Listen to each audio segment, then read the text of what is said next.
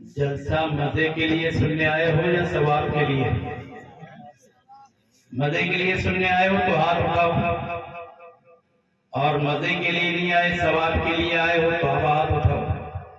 جو ثواب کی نیت سے جلسہ سننے آیا ہے وہ ذرا ہاتھ اٹھائے۔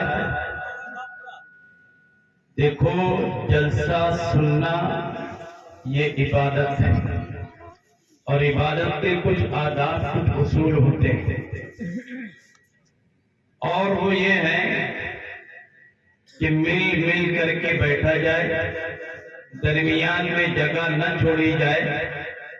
یہ اگلی کرسیاں خالی ہیں، آپ انہیں پر کر لیں، شیطان آپ کو کچوکے لگائے گا، یا مولوی تو اسی طرح بات کرتے ہیں، کیا فرق پڑتا ہے؟ بات اس کی نہیں ہے کہ لوگ کم ہے یا زیادہ، ہاں یہ ضرور بات دیکھنی چاہیے کہ وہ سننے والے کس طرح کے ہیں، ادب و احترام کے ساتھ سن رہے ہیں یا نہیں۔ آگے کی کوئی کرسی خالی نہ رہے، تھوڑا آپ آگے ہو کر کے بیٹھیں گے، یہ کرسیاں خالی ہیں، دو تین پیچھے سے ساتھی اٹھے، دیکھو کتنے جوان آدمی ہیں، موٹے تگڑے، پیچھے پیچھے بیٹھو یار، آگے ہو کر کے بیٹھو۔ ماشاء اللہ۔ دیکھو، اللہ کا احسان ہے یہ کہ اللہ مجھ سے یہ کام لے رہا ہے، ورنہ میں تہی دامن ہوں، خالی ہوں، میرے پاس کچھ نہیں۔ ہاں یہ یقین ہے اگر تم لوگ توجہ سے سنو گے تو اللہ میرے ذہن میں ایسی باتیں ڈالے گا جو ہم سب کے لیے نفع بخش ہوں گی، فائدے مند ہوں گی، اور جن پر عمل کرنے سے ہم سب کی نجات ہوگی، اللہ ہم سے راضی ہوگا۔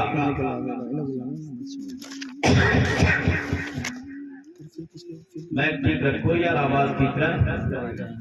الحمدللہ الحمدللہ الذی ابدع الافلاک والزین والصلاة والسلام على من كان نبيا وآدم بين الماء والطين وعلى آله وأصحابه أجمعين، أما بعد، فأعوذ بالله من الشيطان الرجيم، بسم الله الرحمن الرحيم۔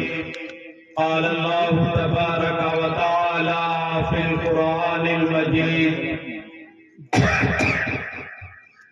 ما آتاكم الرسول فخذوه وما نهاكم عنه فانتهوا، صدق الله العظيم۔ قال النبي صلى الله عليه وسلم: من تمسك بسنتي عند فساد أمتي فله أجر 100 شهيد، او کما قال علیہ الصلاة والتسلیم۔ درود پاک پڑھیے، اللہم صلی علی سیدنا وعلی آل سیدنا ومولانا محمد، وبارک وسلم تسلیما کثیرا کثیرا۔ رب اشرح لی صدری ویسر لی امری واحلل عقدۃ من لسانی یفقہوا قولی۔ کسی نے کہا، اور بہت خوب کہا، اللہ کی طاقت کو، اس کی قدرت کو، اس کی کبریائی کو مد نظر رکھیے گا، پھر شاعر کے اشعار سنیے گا۔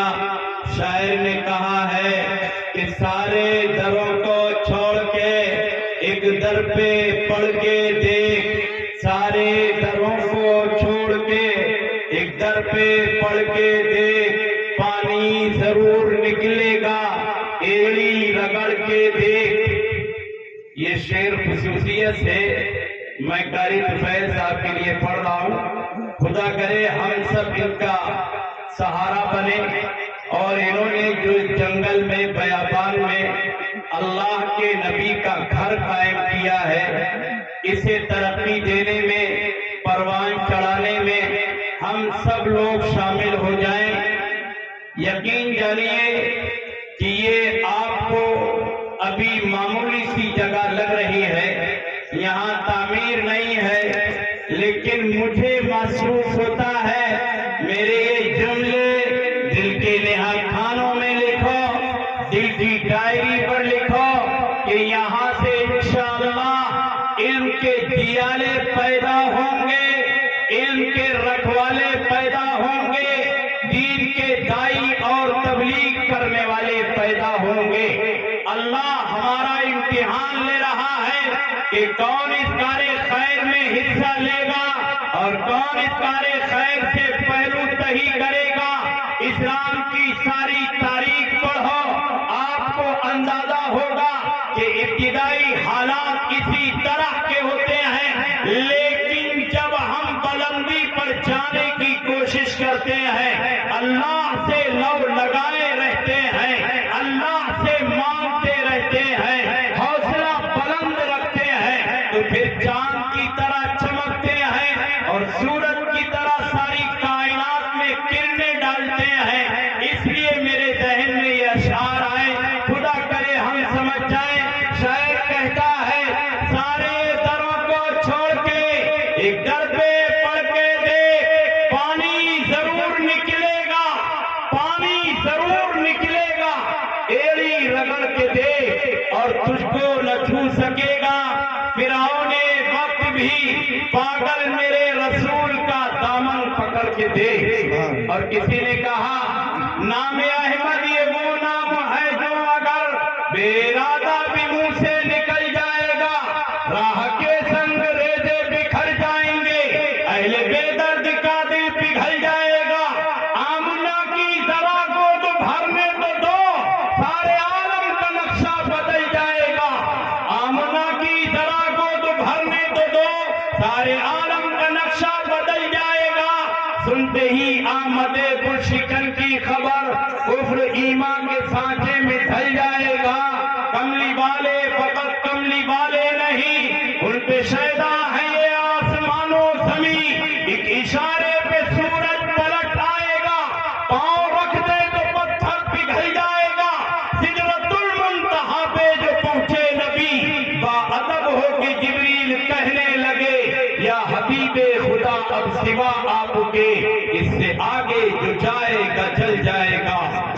صدر محترم، معزز علماء کرام، نوجوان ساتھیوں، بزرگوں، بچوں، میں نے قرآن مقدس کا ایک ٹکڑا اور امام الانبیاء خاتم الانبیاء وجہ تخلیق کائنات جناب محمد الرسول اللہ صلی اللہ علیہ وسلم کی ایک حدیث پڑھی ہے، انہی کو سامنے رکھ کر کے گفتگو کرنا چاہتا ہوں اور دو ٹوک یہ بات کہنا چاہتا ہوں کہ آج کے حالات سامنے رکھو۔ آج ہماری عزتیں لوٹی جا رہی ہیں، ہمیں فرقوں میں بانٹا جا رہا ہے، ہمیں ذلیل و رسوا کیا جا رہا ہے، ہماری پگڑیاں اچھالی جا رہی ہیں، ہماری داڑیاں نوٹی جا رہی ہیں، ہمیں ذلیل و رسوا کرنے کی سازشیں رچی جا رہی ہیں۔ ان حالات میں ہمیں کیا کرنا چاہیے؟ میں نہیں کہتا، رب تو جہاں کہتا ہے، میں نہیں کہتا، خالق ارض و سماوات کہتا ہے۔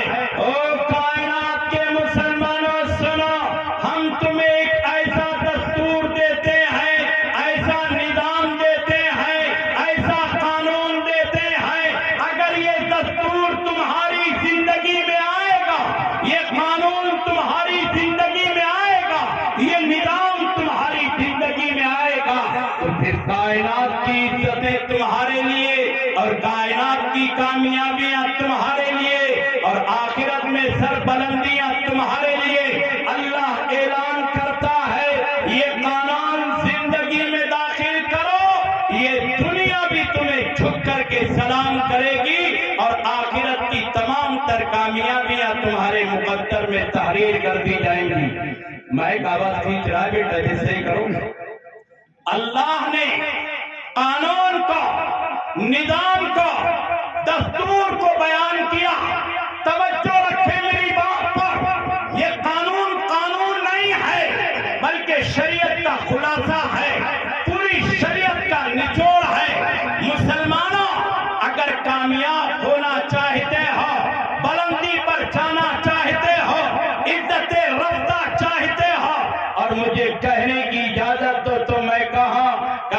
مسئلہ حل کرنا چاہتے ہو، میدان محشر میں نبوت کے ہاتھوں سے جام کوثر چاہتے ہو اور نبی کی سفارش چاہتے ہو اور جہنم سے بچ کر کے جنت میں داخل ہونا چاہتے ہو تو یہ قانون، یہ نظام اپنی زندگی میں داخل کرو۔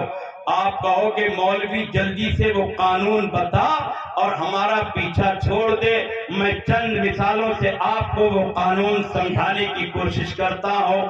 اللہ کرے مجھے صحیح کہنے کی اور ہم سب کو صحیح سننے کی اور پھر عمل کی توفیق عطا فرمائے۔ اللہ نے وہ قانون بیان کیا، ما آتاکم الرسول فخذوہ وما نہاکم عنہ فانتہوا۔ وہ قانون یہ ہے، نبی جو کہے کرو اور نبی جس سے روکے اس سے رک جاؤ۔ اگر میں اپنے انداز میں اس کی وضاحت کروں تو بات یوں بنتی ہے، نبی کہے چلنا ایسے تو چلنا ایسے، نبی کہے کھانا ایسے تو کھانا ایسے، اور نبی کہے تجارت ایسے تو تجارت ایسے، اور نبی کہے عبادت ایسے تو عبادت ایسے، اور نبی کہے خوشی ایسے تو خوشی ایسے، اور نبی کہے غم ایسے تو غم ایسے۔ ما آتاکم الرسول فخذوہ وما نہاکم عنہ فانتہوا۔ نبی جو کہے کرو، آمنا کلکتے جگر، وجہ تخلیق کائنات، امام الانبیاء، خاتم الانبیاء جناب محمد الرسول اللہ صلی اللہ علیہ وسلم کی اطاعت کرو، فرما برداری کرو، آپ کی ہر بات پر لبیک کہو۔ مسلمانوں، اللہ کی قسم کھا کر کے کہتا ہوں، جس دن نبی کی زندگی، نبی کی سیرت، نبی کا اسوہ، نبی کا ایگزامپل، نبی کا نمونہ ہماری زندگی میں داخل ہو گیا، ساری کائنات ہمارے سامنے گھٹنے ٹیک دے گی اور دنیا اور آخرت کی عزتیں ہمارے مقدر میں تحریر کر دی جائیں گی۔ ہم چیختے تو ہیں، چلاتے تو ہیں کہ مسلمان ذلیل ہو رہا ہے، یہ فرقوں میں بٹ رہا ہے، کوئی اس کا پرسان حال نہیں ہے۔ مسلمانوں، اللہ کی طاقت کا واسطہ دے کر کے تم سے کہتا ہوں، اللہ کو ساری کائنات میں سب سے زیادہ محبوب اور سب سے زیادہ پسندیدہ اگر کوئی ذات ہے تو وہ آمنا کلکتے جگر وجہ تخلیق کائنات ہے۔ اسی کو ہم نے چھوڑ دیا ہے، نبی کو چھوڑ کر کے، پیغمبر کو چھوڑ کر کے، آمنا کلکتے جگر وجہ تخلیق کائنات کو چھوڑ کر کے ہم اللہ کے محبوب بن جائیں، اللہ کے پسندیدہ بن جائیں، اللہ ان سے خوش ہو جائے۔ یہ ریت کی دیوار ہے، پانی کا بلبلا ہے، یہ خواب ہے، اس کے علاوہ اس کی کوئی حیثیت نہیں ہے۔ اور جب تک ہمارا اللہ ہم سے راضی نہیں ہوگا، ہم ذلیل و رسوا ہوں گے، ہمارے سر اڑائے جائیں گے، ہماری بیٹیوں کے دوپٹوں کو جھاڑا جائے گا، ہمیں نیست و نابود کرنے کی کوششیں کی جائیں گی۔ اسی لیے اللہ نے اعلان کیا، ما آتاکم الرسول فخذوہ وما نہاکم عنہ فانتہوا۔ کامیابی چاہتے ہو، بلندی چاہتے ہو، عظمت چاہتے ہو، دنیا اور آخرت میں عزت چاہتے ہو تو سنو، ما آتاکم الرسول فخذوہ وما نہاکم عنہ فانتہوا۔ نبی جو کہتا ہے کرو اور نبی جس سے روکتا ہے اس سے رکو۔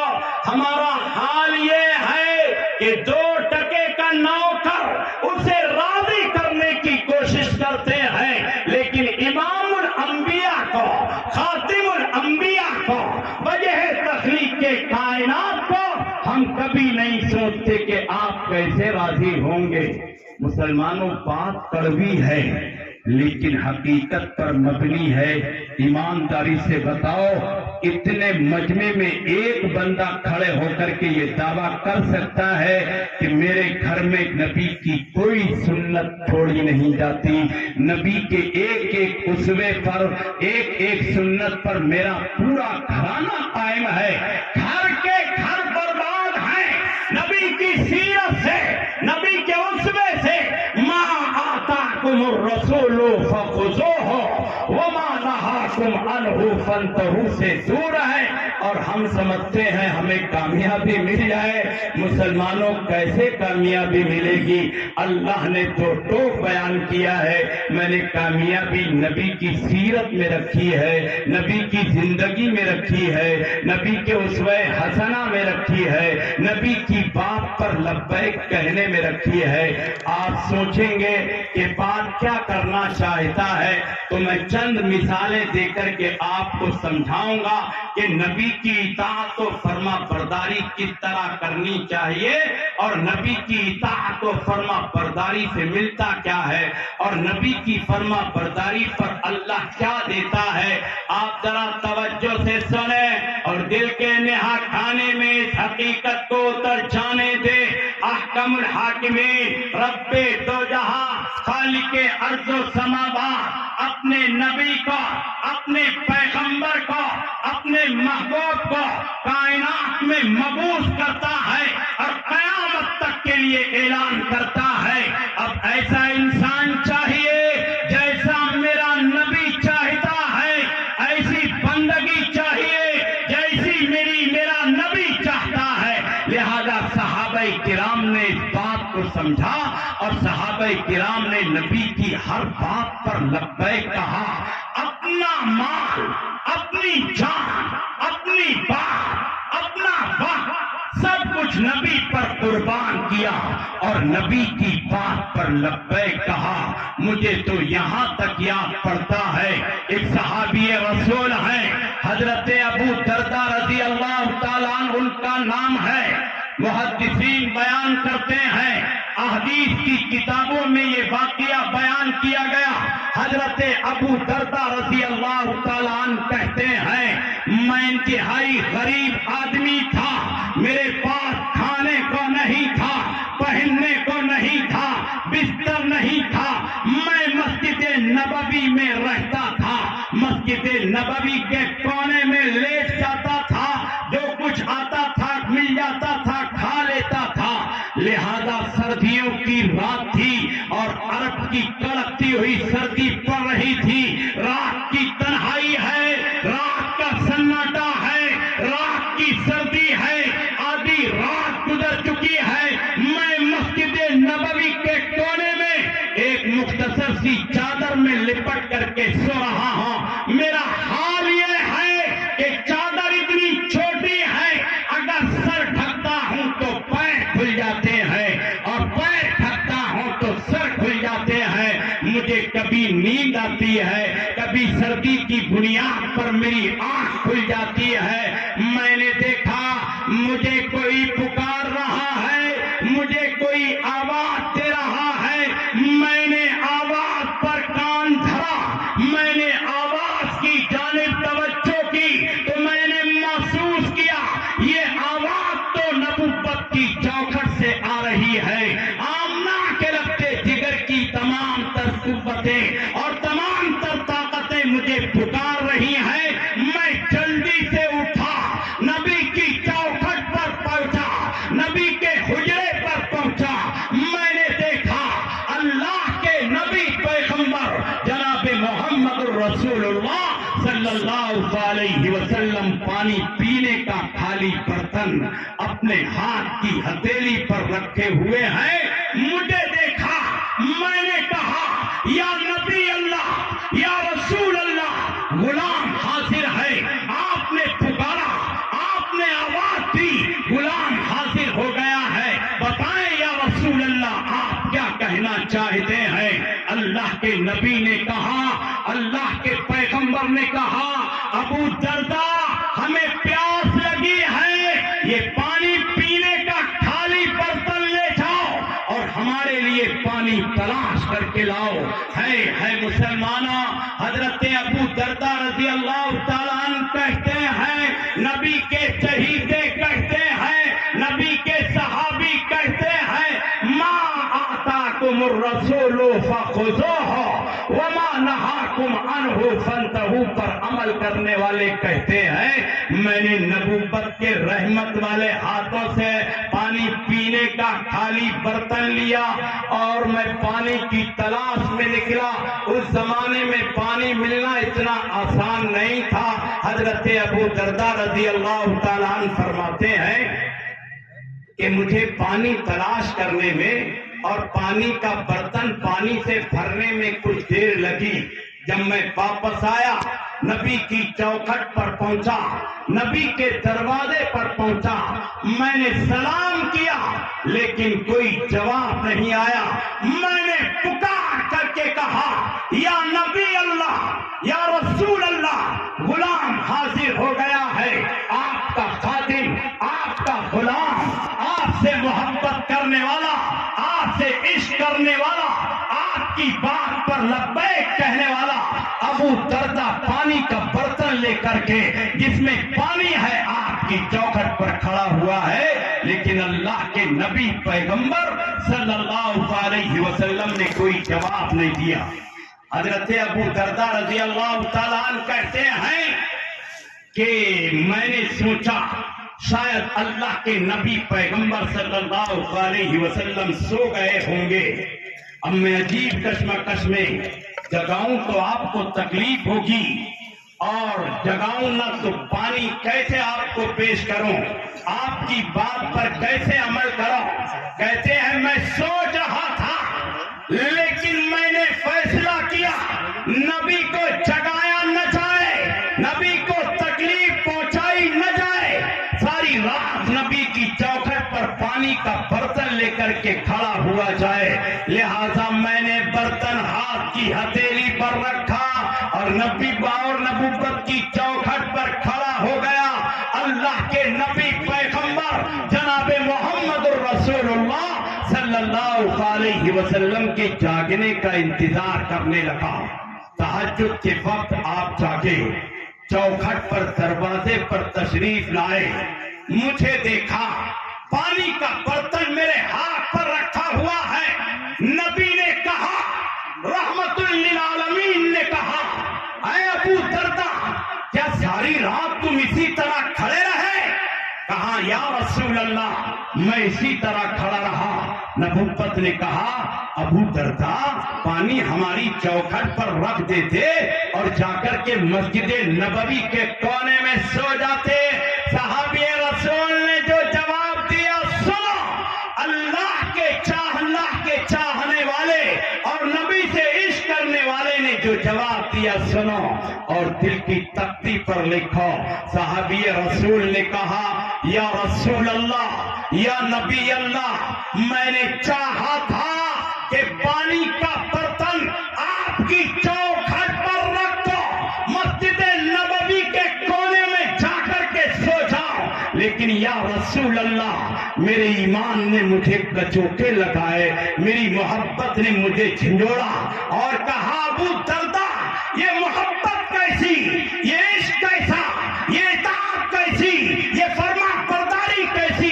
اللہ کا نبی پانی مانگے اور تو نبی کو پانی پلائے بغیر سو جائے, یہ تو محبت کا, یہ تو عشق کا اور یہ تو اللہ کے نبی کی اطاعت و فرما برداری کا جذبہ نہیں ہے, نتیجہ نہیں ہے. لہذا یا رسول اللہ آپ کے عشق نے, آپ کی محبت نے اور آپ کی اطاعت و فرما برداری نے میرے پیروں میں بیڑیاں ڈال دی, مجھے یہاں سے ہٹنے نہ دیا اور جا کر کے مسجد نبوی میں آرام کرنے نہ دیا. یہ معیار ہے صحابہ کا, یہ معیار ہے نبی کی اطاعت کا, یہ معیار ہے نبی کی فرما برداری کا. صحابہ پر بھونکنا بہت آسان ہے لیکن صحابہ جیسا معیار اطاعت و فرما برداری پیدا تو کرو. اسی لیے اللہ نے کہا ما آتاکم الرسول فخذوہ وما نہاکم عنہ فانتہوا. اچھی طرح سنو, اللہ اعلان کرتا ہے ما آتاکم الرسول فخذوہ وما نہاکم عنہ فانتہوا. اللہ کا نبی جو کہے کرو اور اللہ کا نبی جس سے روکے رک جاؤ۔ ایک بڑا عجیب و غریب واقعہ مجھے یاد پڑتا ہے، شاید دل کی گہرائی میں اتر جائے۔ ایک بہت بڑی شخصیت ہے دنیا اسلام میں، جسے دنیا اسلام میں مفتی تقی عثمانی صاحب دامت برکاتہم کے نام سے یاد کیا جاتا ہے۔ اللہ نے بلا کی قابلیت دی ہے، بلا کا معیار دیا ہے، بلا کا وقار دیا ہے، بلا کی علمی صلاحیتیں عنایت کی ہیں۔ اللہ نے خوب نوازا ہے۔ پوری دنیا میں ان جیسا آدمی اور ان جیسا صاحب علم ملنا بہت مشکل ہے، الا ماشاءاللہ۔ عجیب و غریب واقعہ تحریر کرتے ہیں اپنے والد مرحوم کا۔ ان کے والد مرحوم کا نام تھا مولانا مفتی محمد شفیع صاحب رحمت اللہ علیہ، جنہوں نے قرآن مقدس کی تفسیر لکھی ہے جس کا نام معرف القرآن ہے۔ عجیب و غریب واقعہ تحریر کرتے ہیں، کہتے ہیں میرے والد مرحوم مفتی محمد شفیع صاحب رحمت اللہ علیہ نبی کے روضے پر حاضر ہوتے تھے، لیکن نبی کے روضے سے دور ہوتے تھے اور نبی کے روضے کے قریب نہیں جاتے تھے۔ صلاۃ و سلام آپ کے روضے سے دور رہ کر کے، دور ہٹ کر کے، دور ہو کر کے پڑھتے تھے۔ کسی نے پوچھا آپ ایسا کیوں کرتے ہیں؟ نبی کے روضے پر جو لوگ آتے ہیں وہ نبی کے روضے کی جالیاں پکڑتے ہیں، نبی کے روضے کے قریب ہونے کی کوشش کرتے ہیں، لیکن آپ آتے ہیں، آپ نبی کے روضے سے دور رہتے ہیں۔ جو جواب دیا اللہ کے ولی نے اور نبی کے عاشق نے، سنو، کہا مجھے شرم آتی ہے، میں نبی کی اطاعت و فرما برداری اور نبی کی باتوں پر عمل اس طرح نہیں کر پاتا جس طرح اللہ اور اللہ کا نبی چاہتا ہے۔ اس لیے مجھے شرم آتی ہے کہ میں کس منہ سے نبی کے روضے پر جاؤں اور کس منہ سے نبی کے روضے کے قریب ہوں۔ بات یہیں تک ختم نہیں ہوتی، آگے فرماتے ہیں کہ والد مرحوم نے مجھ سے بیان کیا کہ ایک مرتبہ میں نبی کے روضے کے سامنے تھا، نبی کے روضے سے دور تھا، نبی کے روضے کی جالی سے دور تھا، صلاۃ و سلام پیش کر رہا تھا۔ میرے دل میں اچانک خیال آیا کہ اے شفیع، نبی سے عشق کا دعویٰ کرتا ہے، نبی سے محبت کا دعویٰ کرتا ہے اور نبی کے روضے سے دور رہتا ہے، نبی کی قبر اطہر سے دور رہتا ہے۔ اگر کل قیامت کے دن اللہ کے نبی نے، اللہ کے پیغمبر نے آمنہ کے لگتے جگر وجہ تخلیق کائنات نے یہ پوچھ لیا کہ او شفیع مجھ سے محبت کا دعویٰ کرتا تھا رحمت اللہ تعالی علیہ،